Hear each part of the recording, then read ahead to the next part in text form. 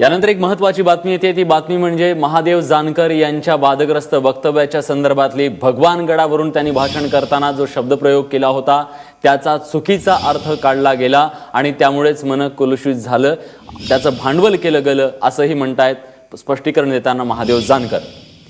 रश्मी पुराणिक आपल्या प्रतिनिधी आपल्यासोबत आहेत. रश्मी, काय म्हणाले जानकर?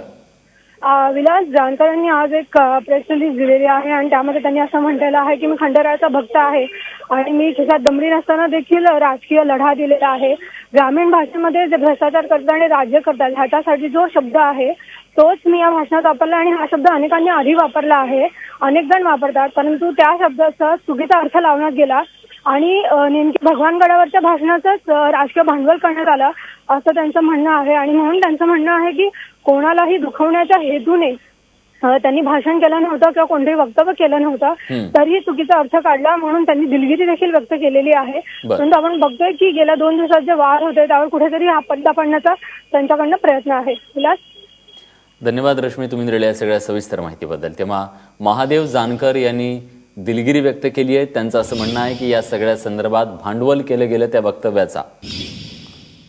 भगवानगडावरच्या भाषणानंतर त्यांनी जो शब्दप्रयोग केला होता अजित पवार यांच्या संदर्भात, त्या शब्दप्रयोगावरून मोठी टीका त्यांच्यावर झाली होती.